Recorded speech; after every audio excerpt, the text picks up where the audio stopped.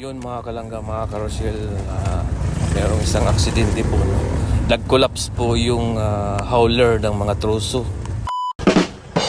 Good afternoon mga kalangga, mga karosyel. So yun, katapos lang namin mag-lunch mga kalangga. Dito, papunta na kami ng Surigao sa Lipata Port.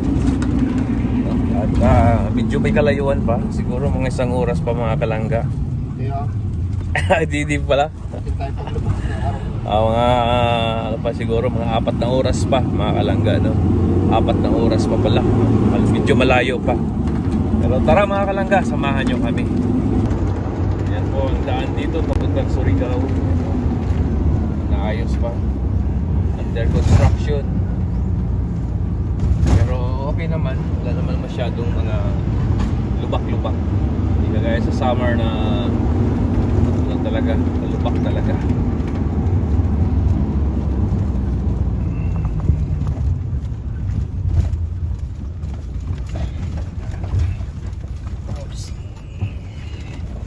So yun guys, merong aksidente sa unahan.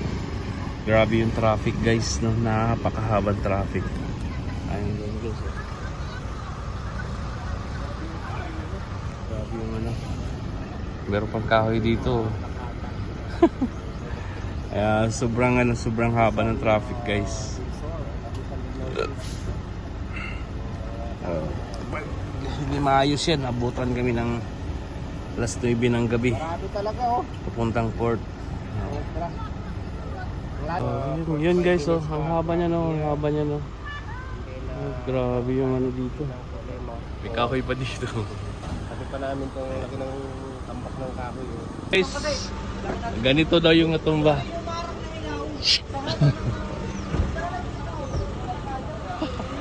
Wala. Abutin tayo ng alas 9 nito. Tabi.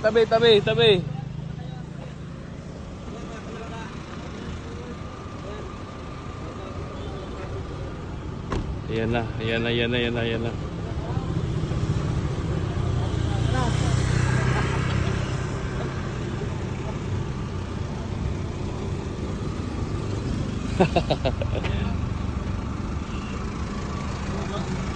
Boss, bumaba na si Alfie boss Kuya, ano nangyari doon?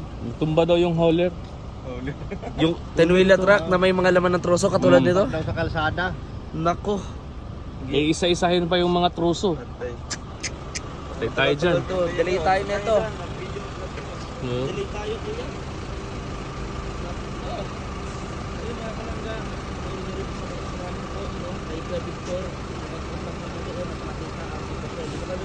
Ayaw pumunta doon. Nabot ko na ito vlog ko Abangan na lang. Oo. Wala, mahabang traffic to.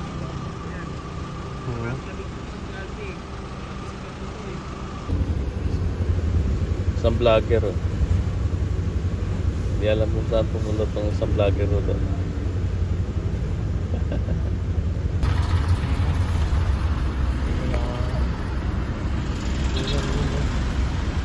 Nag-collapse yung yung truck pala.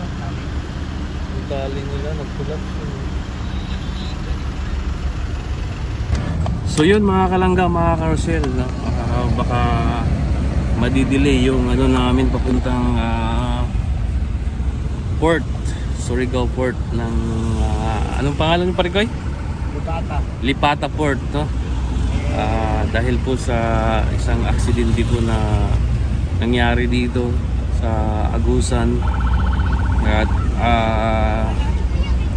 ayun, nag-collapse yung isang hauler ng mga troso, ng mga malalaking kahoy. Ayun mga kalangga, ngayon nakaalis na kami pero mabagal pa rin yung namin, yung takbo namin kasi sa sobrang daming sasakyan. Buti pinalabas kami at grabe ang daming sasakyan ngayon na nakahinto dahil tatanggalin pa yung mga truso mga kalangga, mga karusil, dahil nakaharang po sa kalsada yung mga truso. Yan ang mahirap doon. Buti walang naapakan, walang silang na ano na sasakyan, no? Ang delikado talaga doon yung motor. Yun nga, kung may nakasalubong nun, talagang balibag yun. Lalo na pag mabilis yung takbo, sigurado. Buti na lang walang na-disgrasya, walang na pilayan. At ayun mga kalangga, kita-kit sa port. So napakahaba po yung traffic. Yes po, traffic. Napakahaba. Buti na lang malapad yung ano dito, kalsada.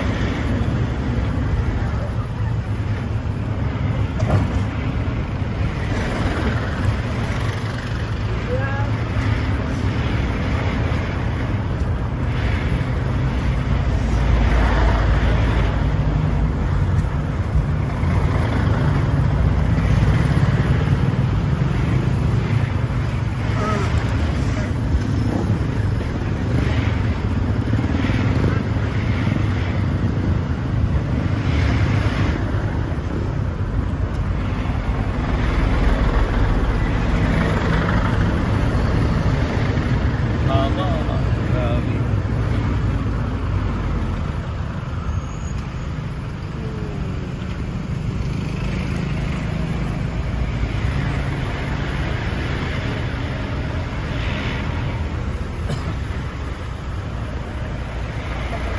Buti walang kupal na sumisingit dito sa ano. Kaya pala hindi masyadong ano yung traffic.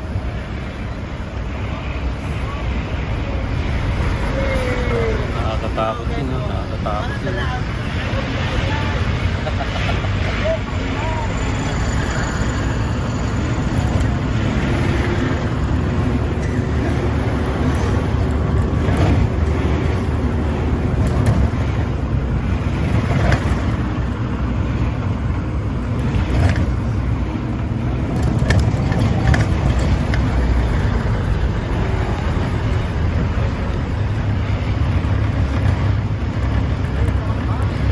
Sila yung traffic dito.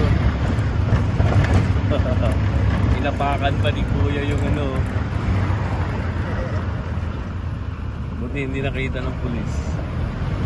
Ayan, okay na, wala nang sasakyan dito, hanggang doon lang. Ayun, yun mga kalangga, no? Madidili tayo ng konti dahil doon sa traffic na. Inabot siguro kami ng kalahating oras doon nag-antay. At buti na lang binigyan pa ng daan para makalabas yung mga maliliit na sasakyan, mga 4 wheels drive, mga 4 wheels, yung 16 wheelers hindi makapasok. So ayun, swerte pa rin kami mga kalangga, mga kausil, dahil nakalabas kami doon sa napakahabang traffic. So yun guys.